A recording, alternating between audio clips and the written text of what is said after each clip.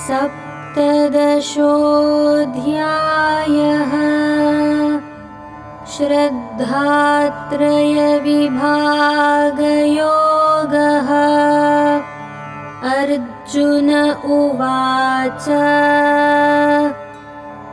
ये शास्त्रविधिमुत्सृज्य यजन्ते श्रद्धयान्विताः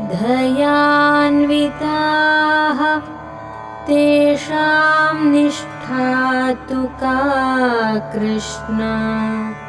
सत्त्वमाहो रजस्तमः सत्त्वमाहो रजस्तमः।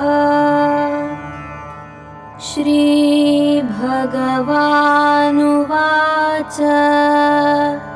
त्रिविधा भवति श्रद्धा देहिनां सा स्वभावजा सात्विकी राजसी चैव तामसी चेति तां शृणु तामसी चेति तां शृणु। सत्त्वानुरूपा सर्वस्य श्रद्धा भवति भारत। श्रद्धामयोऽयं पुरुषः यो यच्छ्रद्धः स एव सः यो यच्छ्रद्धः स एव सः। यजन्ते सात्विका देवान् यक्षरक्षांसि राजसाः प्रेतान् भूतगणांश्चान्ये यजन्ते तामसा जनाः यजन्ते तामसा जनाः। अशास्त्रविहितं घोरं तप्यन्ते ये तपो जनाः दम्भाहङ्कारसंयुक्ताः कामरागबलान्विताः कामरागबलान्विताः।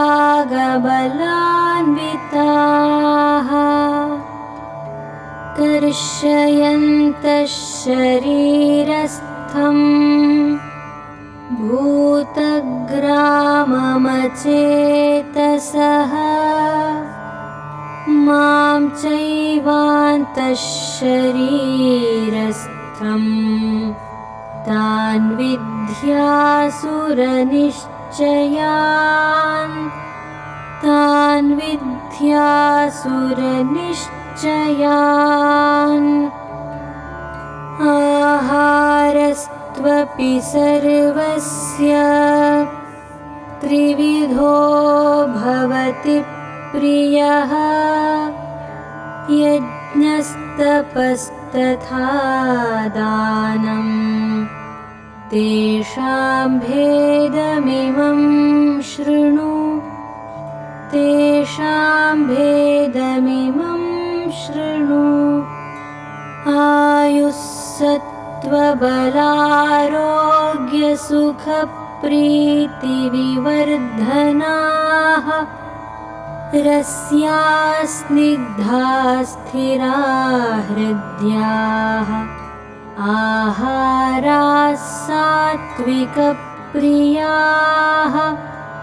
आहाराः सात्विकप्रियाः। कट्वं ललवणात्युष्णतीक्ष्णरूक्षविदाहिनः आहारा राजसस्येष्टाः दुःखशोकामयप्रदाः दुःखशोकामयप्रदाः।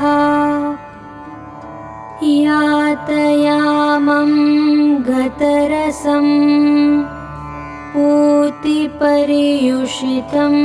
च यत् उच्छिष्टमपि चामेध्यं भोजनं तामसप्रियम् भोजनं तामसप्रियम् अफलाकाङ्क्षिभिर्यज्ञः विधिदृष्टो य युज्यते यष्टव्यमेवेति मनः समाधाय स सात्विकः समाधाय स सात्विकः अभिसन्धाय तु फलम् दम्भार्थमपि चैव यत् युज्यते भरतश्रेष्ठ तं यज्ञं विद्धि राजसम् तं यज्ञं विद्धि राजसम्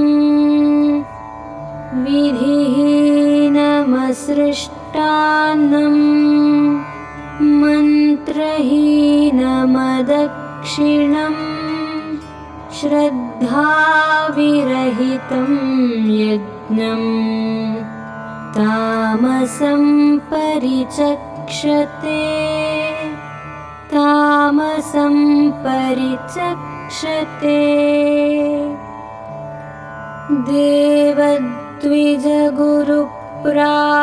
देवद्विजगुरुप्राज्ञपूजनं शौचमार्जवम्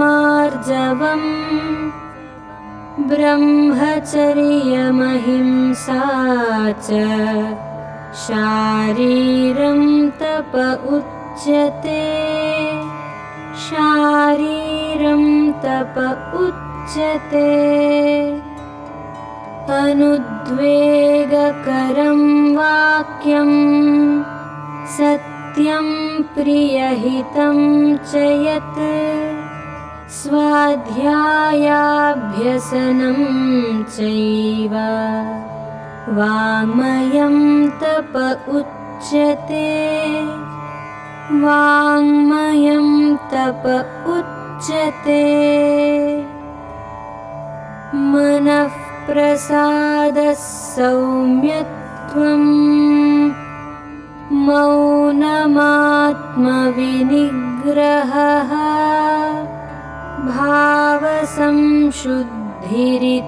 भावसंशुद्धिरित्येतत् तपोमानसमुच्यते तपोमानसमुच्यते श्रद्धया परया तप्तं तपस्तत्त्रिविधं नरैः अफलाकाङ्क्षिभिर्युक्तैः सात्विकं परिचक्षते सात्विकं परिचक्षते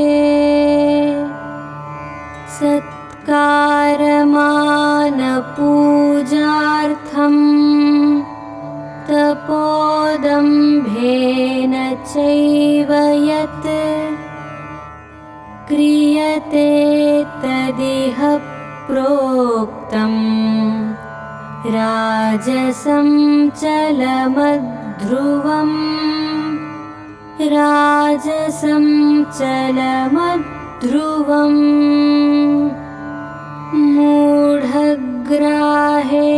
मूढग्राहेणात्मनो यत् पीडया क्रियते तपः परस्योत्सादनार्थं वा तत्तामसमुदाहृतम् तत्तामसमुदाहृतम् दातव्यमिति यद्दानम् दीयतेऽनुपकारिणे देशे काले च पात्रे च तद्दानं सात्विकं स्मृतम् तद्दानं सात्विकं स्मृतम् यत्तु प्रत्युपकारार्थं फलमुद्दिश्य वा पुनः दीयते च परिक्लिष्टम् तद्दानं राजसं स्मृतम् तद्दानं राजसं स्मृतम् अदेशकाले यद्दानम् अपात्रेभ्यश्च दीयते असत्कृतमवज्ञातं तत्तामसमुदाहृतम् तत्तामसमुदाहृतम् ॐ तत्सदिति निर्देशः ब्रह्मणस्त्रिविधः स्मृतः ब्राह्मणास्तेन वेदाश्च यज्ञाश्च विहिताः पुरा यज्ञाश्च विहिताः पुरा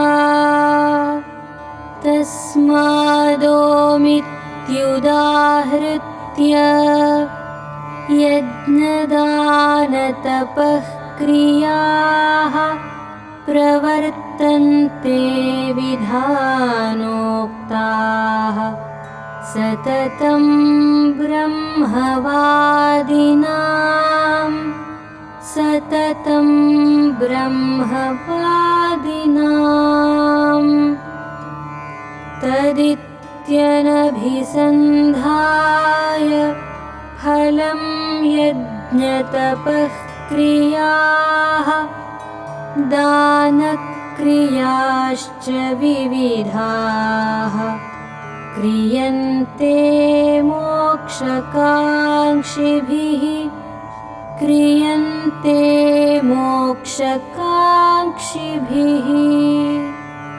सद्भावे साधुभावे च सदित्येतत् प्रयुज्यते प्रशस्ते कर्मणि तथा सच्छब्दः पार्थयुज्यते सच्छब्दः पार्थयुज्यते यज्ञे तपसि दाने च स्थितिः सदिति चोच्यते कर्म चैव तदर्थीयम् सदित्येवाभिधीयते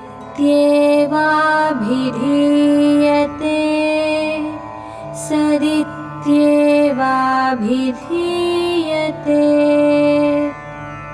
अश्रद्धया हुतं दत्तं तपस्तप्तं कृतं च यत् असदित्युच्यते पार्थ न च तत्प्रेत्य नो इह न च तत्प्रेत्य नो इह ॐ तत्सदिति श्रीमद्भगवद्गीतासु उपनिषत्सु ब्रह्मविद्यायां योगशास्त्रे श्रीकृष्णार्जुनसंवादे श्रद्धात्रयविभागयोगो नाम सप्तदशोऽध्यायः।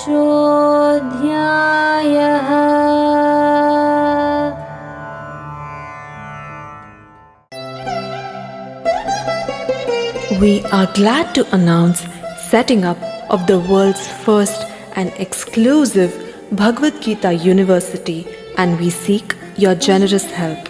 For more details, visit our website geetauniversity.in or give us a missed call on 9128 444 555. Also, please share this information to your friends to enable us build a world-class Gita University and make the world a better place to live. Jai Shri Krishna.